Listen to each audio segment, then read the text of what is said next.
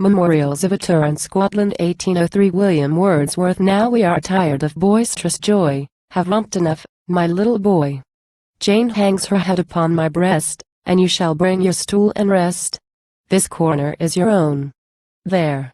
Take your seat, and let me see that you can listen quietly, and, as I promised, I will tell that strange adventure which befell a poor blind Highland boy.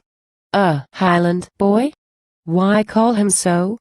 Because, my darlings, ye must know that, under hills which rise like towers, far higher hills than these of ours, he from his birth had lived.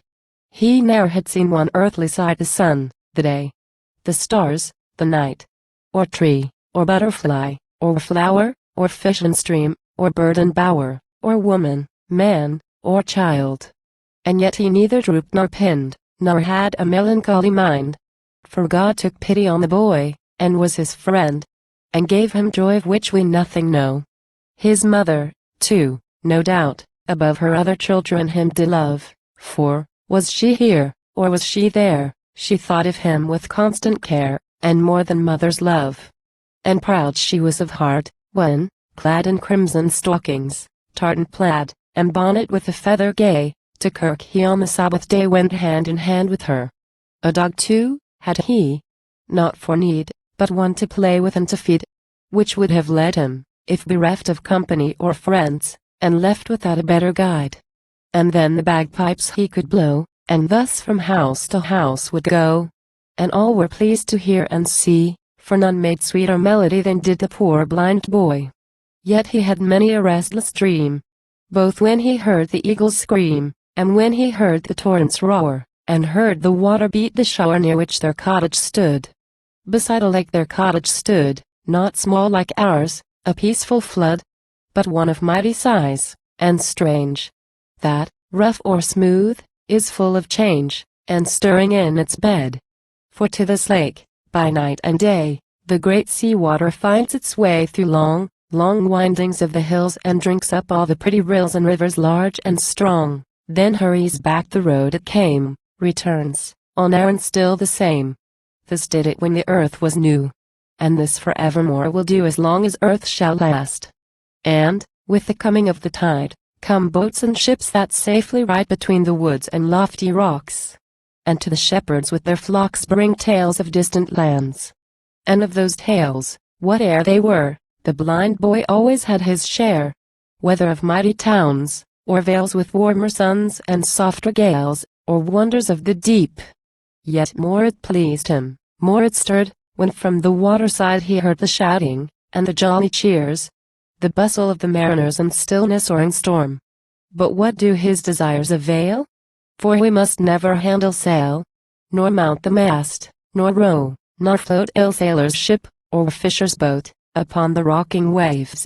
His mother often thought, and said, what sin would be upon her head if she should suffer this? Ampersand quo. My son, whate'er you do, leave this undone. The danger is so great. Ampersand quo.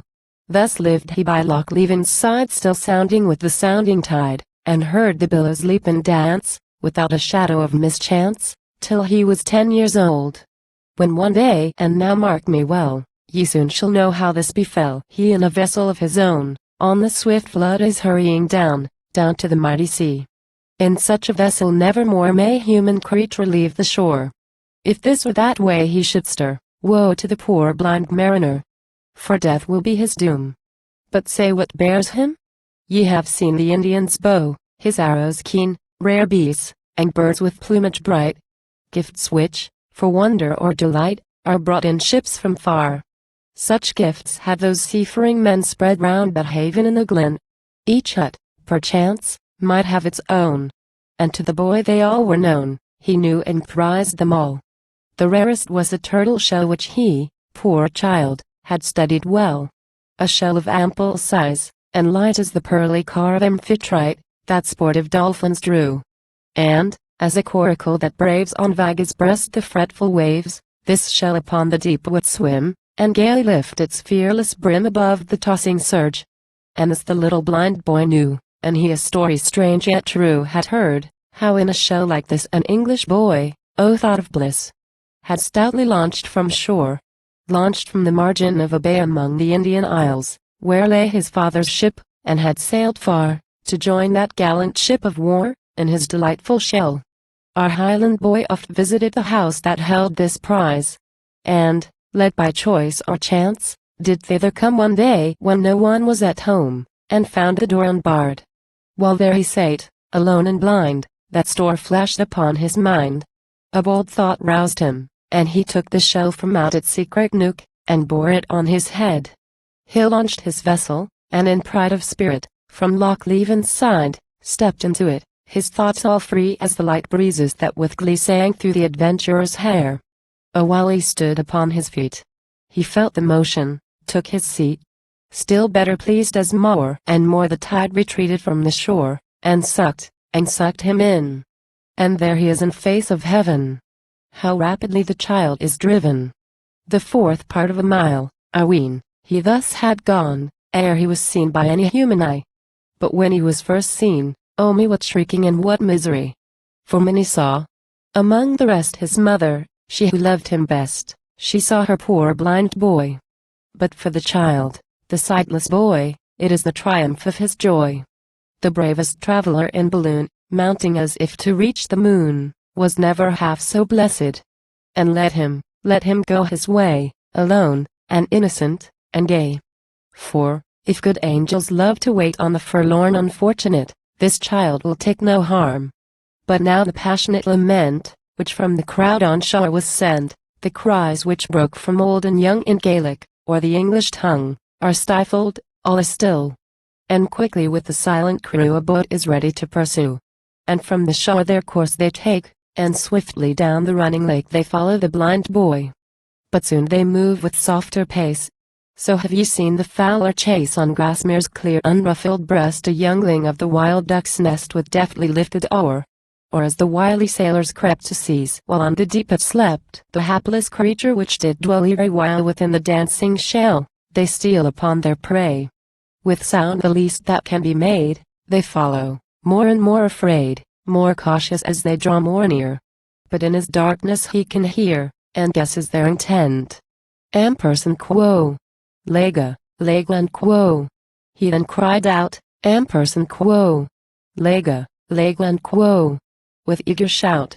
Thus did he cry, and thus did pray, and what he meant was, Ampersand quo.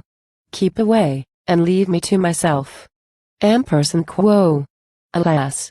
And when he felt their hands, you've often heard of magic wands, that with a motion overthrow a palace of the proudest show, or melt it into air, so all his dreams, that inward light with which his soul had shone so bright, all vanished.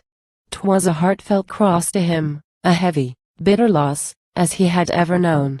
But hark! A gratulating voice, with which the very hills rejoice, 'tis from the crowd, who tremblingly have watched the event, and now can see that he is safe at last. And then, when he was brought to land, full sure they were a happy band, which, gathering round, did on the banks of that great water give God thanks, and welcomed the poor child. And in the general joy of heart the blind boy's little dog took part. He leapt about, and oft did kiss his master's hands in sign of bliss, with sound like lamentation. But most of all, his mother dear, she who had fainted with her fear, rejoiced when waking she espies the child. When she can trust her eyes, and touches the blind boy. She led him home, and wept amain. When he was in the house again, tears flowed in torrents from her eyes. She kissed him, how could she chastise? She was too happy far. Thus, after he had fondly braved the perilous deep, the boy was saved. And, though his fancies had been wild, yet he was pleased and reconciled to live in peace on shore. And in a lonely Highland dell still do they keep the turtle shell. And long the story will repeat of the blind boy's adventurous feat, and how he was preserved,